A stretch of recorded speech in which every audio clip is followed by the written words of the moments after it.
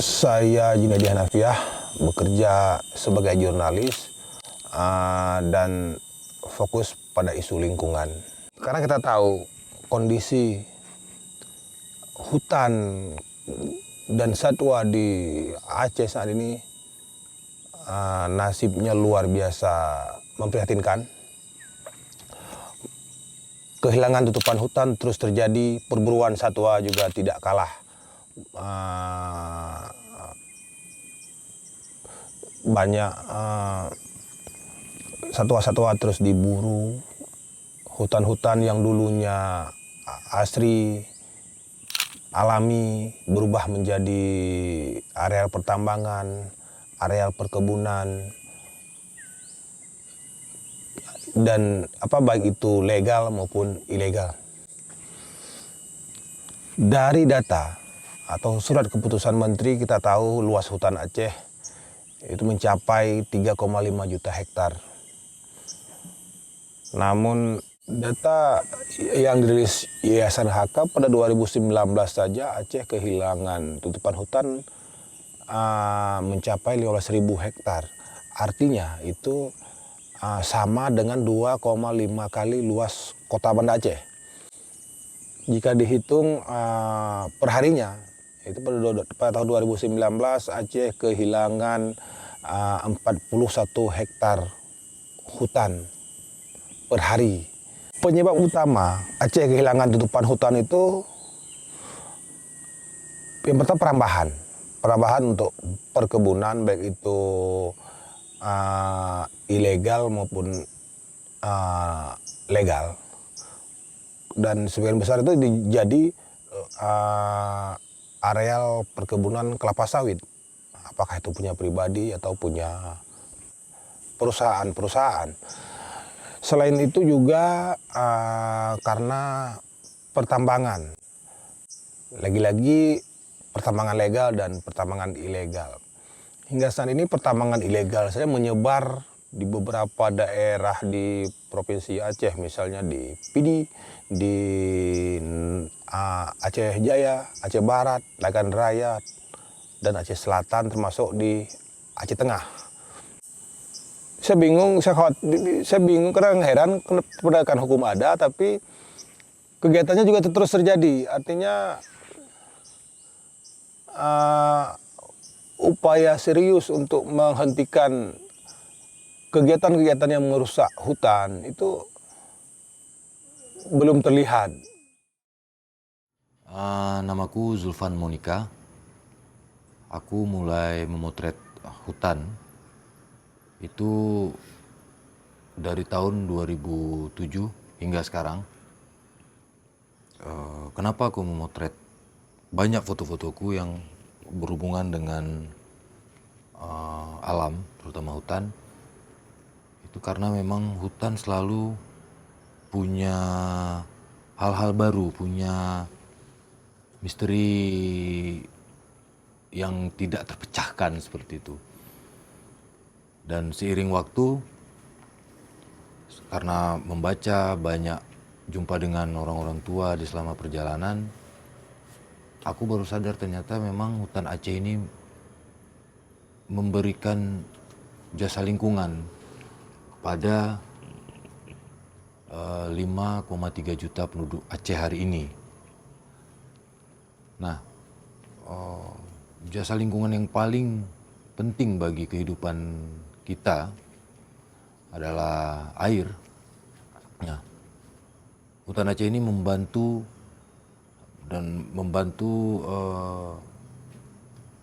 proses hidrologi, siklus hidrologi, sehingga air tanah tetap ada. Di mana begitu hujan, air masuk ke tanah dan tersimpan di akar-akar pohon-pohon yang ada di hutan. Nah, air tanah inilah yang akhirnya menjadi sumber mata air bagi sungai, sumur, dan hari ini itulah hal yang paling penting dalam kehidupan kita. Hutan Aceh ini dengan luas 2 juta lebih hari ini, 2,9 juta lebih, ini memiliki 976 daerah aliran sungai. Dan beberapa di antaranya itu termasuk sungai-sungai besar ya, seperti Tenom, Sungai Jambu Air, Sungai Tripa, dan banyak lagi. Dan di sepanjang sungai itu hidup masyarakat yang bergantung kepadanya. Nah, hutan Aceh juga punya peran penting dalam isu karbon sebenarnya. Di mana data ILETSA tahun 2017 itu hutan Aceh menyimpan 481,61 megaton karbon dengan daya serap 1,167 megaton CO2e per tahun.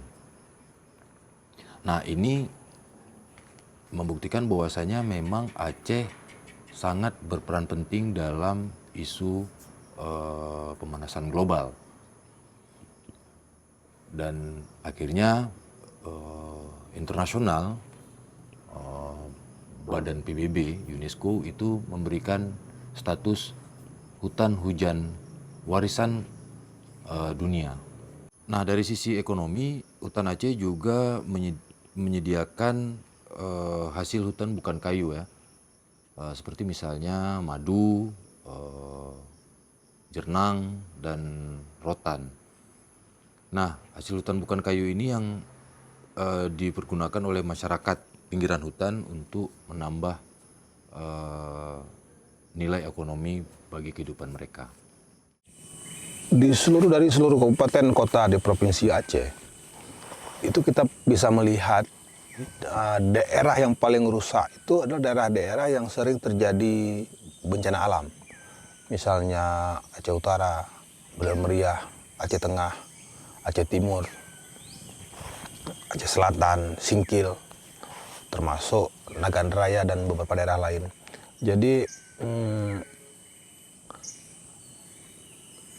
daerah-daerah ini hampir setiap tahun itu berkali-kali terjadi bencana alam, khususnya banjir, tanah longsor, dan tentu ini sangat berdampak kepada masyarakat. Penyebab utama kerusakan itu yang pertama yang pasti mudahnya akses orang-orang untuk masuk ke dalam kawasan hutan. Misalnya pembangunan jalan. Bukan kita anti dengan pembangunan jalan, bukan kita anti dengan pembangunan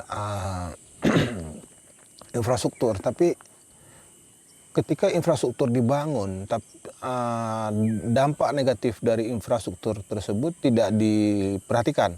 Yang digembar-gemborkan pasti dampak positifnya masyarakat, perekonomian masyarakat lancar, dan lain sebagainya.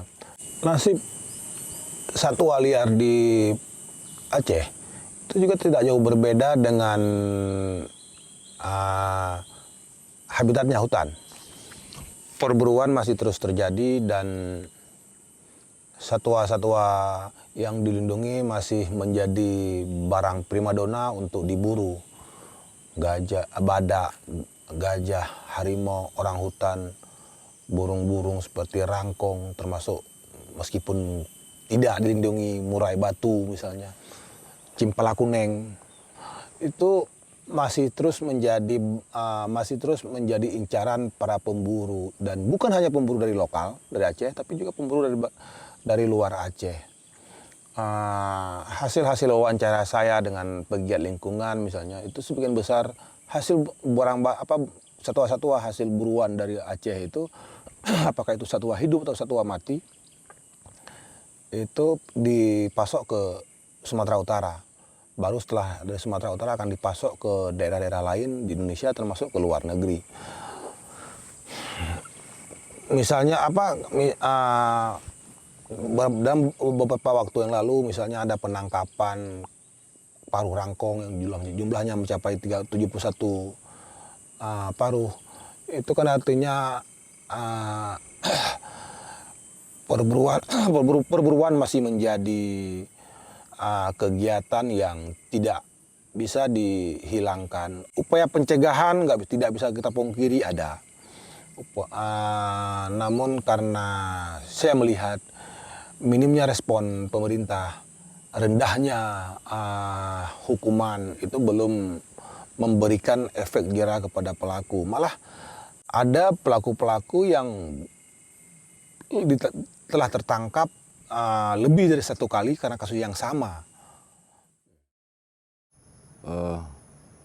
Dalam hutan Aceh itu penghuninya itu ada 4 spesies kunci Sumatera ya. Ada harimau, gajah, orangutan dan badak. Bayangkan dalam satu landscape mereka ini hidup berdampingan. Selain itu Aceh juga memiliki 700 lebih jenis burung dan 57 jenis amfibi, 109 reptil, dan 6 primata. Nah, ada satu primata yang endemik, yaitu kedi.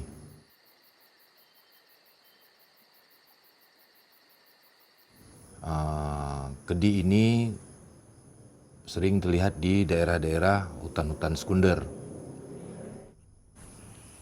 Hutan Aceh juga menyimpan keindahan alam yang sangat luar biasa.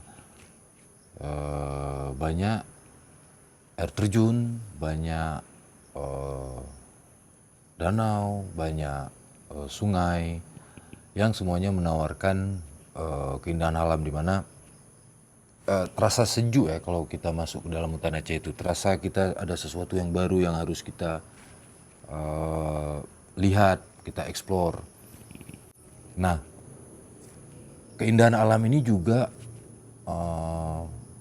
menjadikan hutan Aceh penting bagi masyarakat yang ada di sekitarnya, di mana ya dengan secara tidak langsung masyarakat juga memperoleh nilai ekonomi dari kegiatan-kegiatan traveling yang masuk ke dalam kawasan hutan Aceh.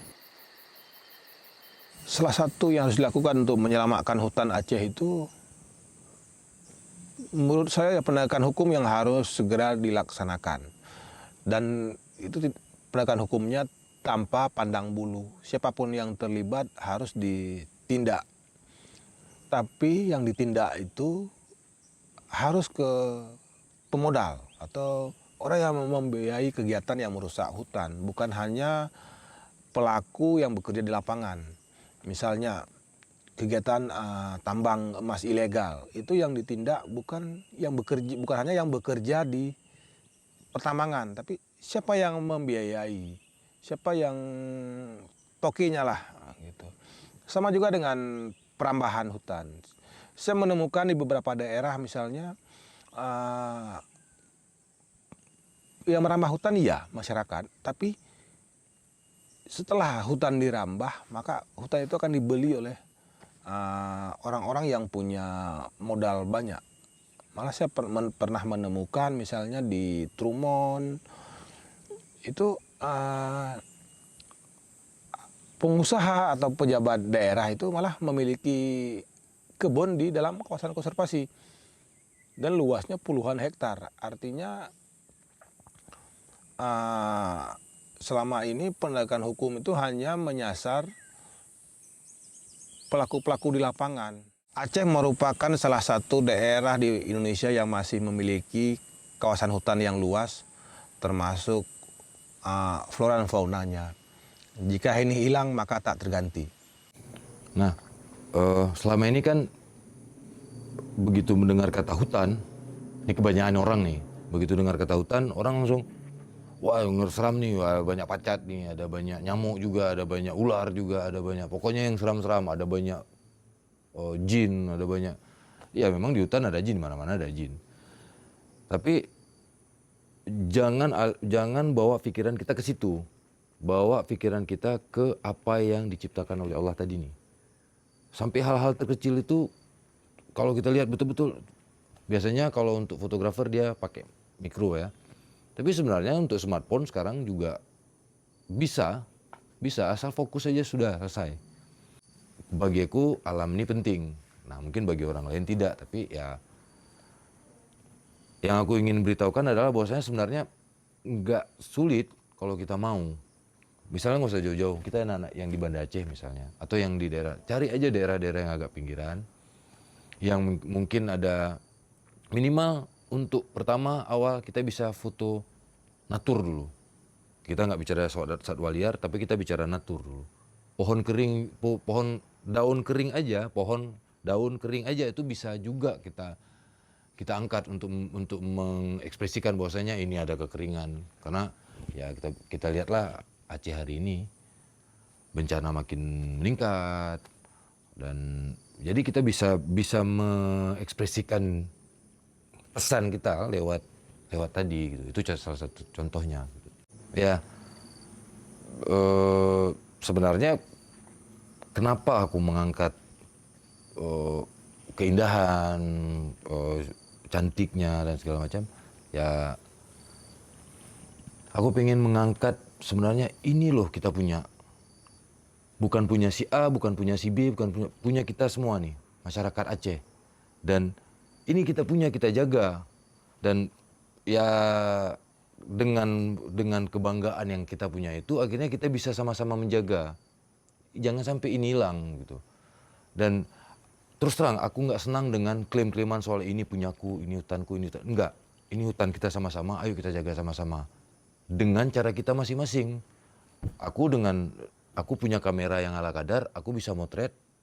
Ya itu yang bisa aku mampu lakukan. Oh, ada yang bisa bermain di bidang hukum, main di bidang hukum. Tapi kita semua dalam satu rangkaian untuk menyelamatkan hutan. Seperti itu. Aku berharap ya sebenarnya fotografer muda, atau bukan fotografer lah kita bilang, dia punya kamera tapi dia banyak senang lihat punya, oh ini bagus, ini cantik, ini bagus, ini cantik. Bolehlah keluar rumah, pergi kemanapun, ke sawah manapun atau kemana, foto aja alam, bentang alam, bunga, kupu-kupu, ada banyak sekali, langit, banyak sekali. Nah, khusus hutan, apa yang tertarik? Karena di hutan tuh banyak sekali. Asal aku masuk ke hutan kita nih, hutan Aceh, tetap ada hal baru. Tetap ada hal baru. Ada saja hal-hal yang mungkin wow, yang kita walaupun itu kita ke tempat yang sama, misalnya kayak di Genting Gaya Luas misalnya, kita masuk ke sana, tiba-tiba udah ada aja tuh anggrek yang merah gitu. Merahnya bukan merah sembarang tuh, merahnya merah sekali gitu. Dan nanti di bawah-bawah tuh ternyata ada yang kayak blueberry begitu, bulat-bulat banyak gitu. Itu nanti musim lain lagi itu udah nggak ada. Aku ngumpulin yang bagus-bagus, aku ngumpulin yang punya warna, aku ngumpulin yang pohon-pohon yang bertekstur. Dan karena aku yakin itu satu saat hilang. Pembangunan kita nggak bisa cut bangunan. Nah, kita nggak tahu, mungkin di beberapa jenis ini mungkin 10 tahun udah nggak ada lagi. Aku berharap sebenarnya bagaimana pemerintah Aceh nih terutama nih mau lebih serius dalam mengurus hutan ini gitu. Karena aku pikir hari ini kita masih bisa lihat jenis pohon, jenis satwa, jenis ada banyak sekali landscape yang bagus-bagus. Nah, kita nggak bisa menjamin apakah itu 5 tahun atau 10 tahun ke depan itu akan masih tetap seperti itu atau malah sudah rusak. Contohnya beberapa tempat hari ini di tempat-tempat wisata yang berada di kawasan pinggiran hutan itu sudah bersampah. Nah, hal ini yang perlu diperhatikan oleh pemerintah sebenarnya. Bagaimana hutan ini dikelola dengan baik, menambah nilai ekonomi, menambah nilai PAD bagi daerah kita gitu. Tapi dengan tidak merusaknya. Karena kalau ini hilang, ini tak akan terganti.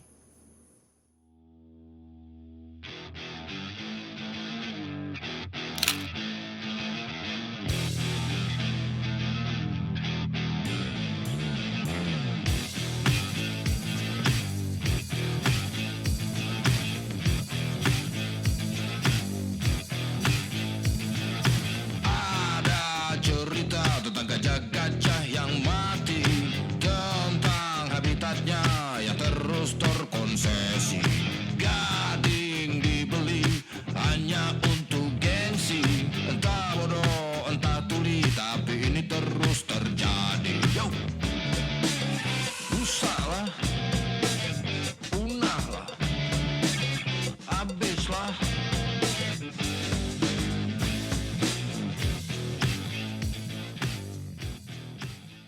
Hijau terhampar, lembabmu sejukkan bumi,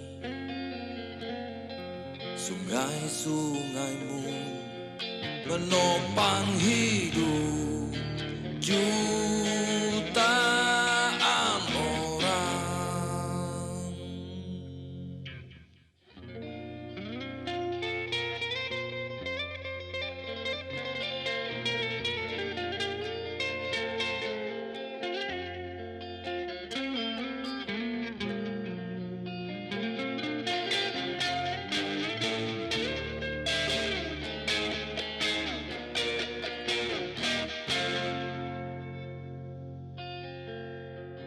Kaya rimbamu, karya sang pencipta, belantaramu adalah rumah satwa tumbuhan liar.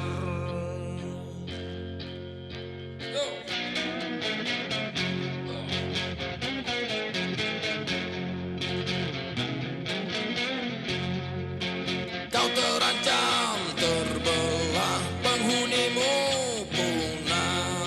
Kau dirusak perambah, bencana pun merebak.